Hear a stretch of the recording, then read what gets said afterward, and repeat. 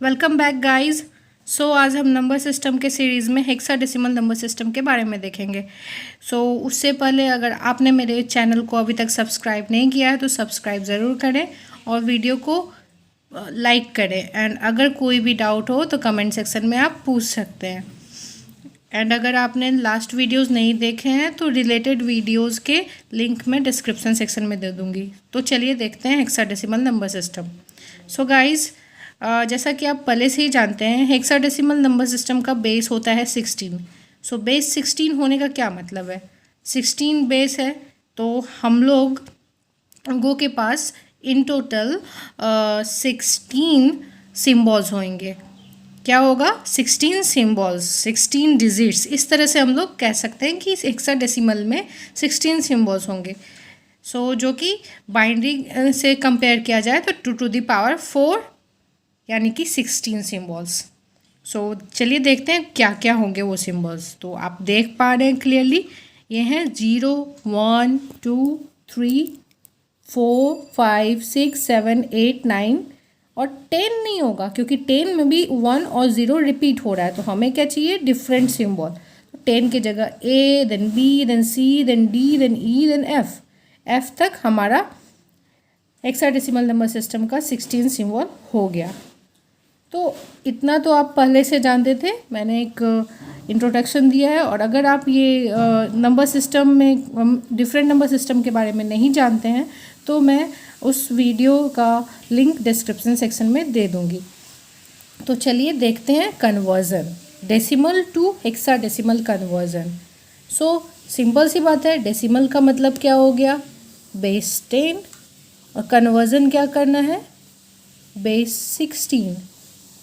तो हमने देखा था कि जब भी बाइनरी से डेसिमल कन्वर्ज़न था, यानी कि एक कम बेस वाले से ज़्यादा बेस वाले में कन्वर्ज़न था, तो जब भी बाइनरी में ज़्यादा डिजिट्स सिंबल्स यूज़ हो रहे हैं एक नंबर को लिखने के लिए तो डेसिमल में कम यूज़ होता था। तो यहाँ पे क्या है? डेसिमल 10 है और हेक्साडेसिमल का बेस 16 है।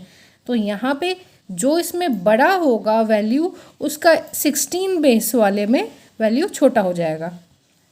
अगर आप मेरी बात नहीं समझ पा रहे हैं तो देखिए एग्जाम्पल के साथ मैं बताती हूँ। कन्वर्ज़न के दो मेथड हो सकते हैं। एक तो डायरेक्ट मेथड है फर्स्ट। तो चलिए डायरेक्ट मेथड देखती हूँ। डायरेक्ट मेथड वही क्या हमारा? वो डिवीज़न मेथड। क्या?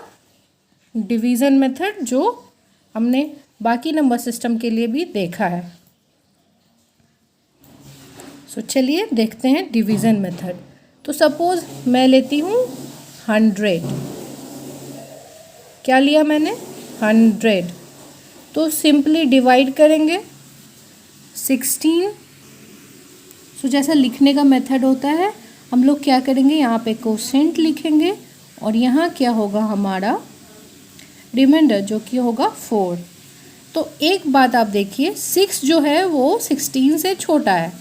16 से छोटा कोई भी नंबर यहाँ आ गया कोशेंट में, मीन्स नीचे बचा, तो वो वहाँ पे हम टर्मिनेट कर देंगे। तो जैसा कि बाकी नंबर सिस्टम में हमने किया है, बाकी कन्वर्ज़न में किया है। तो चलिए कहाँ से मूव करते हैं? Downward to upward. तो 100 in decimal will be equal to 64 in hexadecimal. तो चलिए एक और छोटा सा एग्जाम्पल देखते हैं। 142।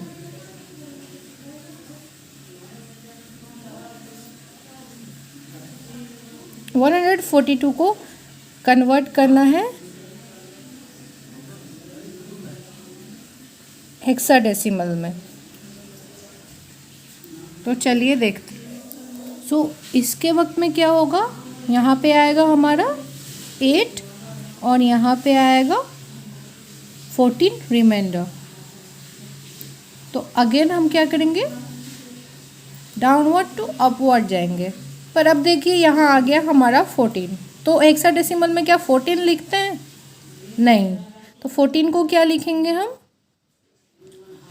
ई। 14 क्या है? ई। तो ये हमारा हो जाएगा हेक्साडेसिमल में कन्वर्ज़न। तो चलिए अब एक बार इनडायरेक्ट मेथड भी देख लेते हैं। तो चलिए देखते हैं इनडायरेक्ट मेथड। इनडायरेक्ट मेथड में क्या है, तो आपको डायरेक्ट कन्वर्ट करने के जगह आप क्या करेंगे, इसको थोड़ा ये इजी मेथड होता है, इसको आप कर सकते हैं कि डेसिमल नंबर जो है उसको आप ऑक्टल में या फिर बाइनरी में कन्वर्ट कर दीजिए। तो चलिए देखते हैं। पहले हम लोग 100 जो कि डेसिमल में है उसको ऑक्टल या फिर बाइनरी में कन्वर्ट करना है। तो क्या होगा कन्वर्जन, चलिए देखते हैं। तो देखिए बाइनरी में क्या होगा, ये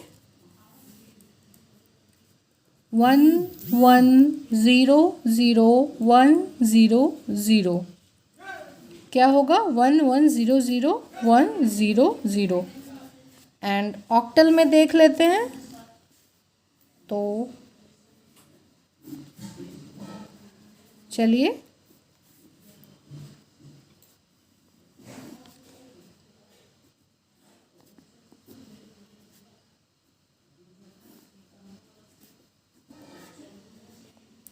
144।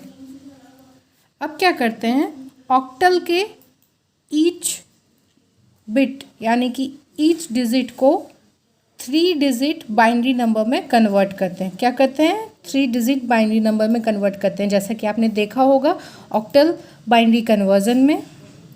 सो अगर आप नहीं जानते हैं तो मैं लिंक डिस्क्रिप्शन सेक्शन में दे दूँगी। तो चलिए देखते हैं।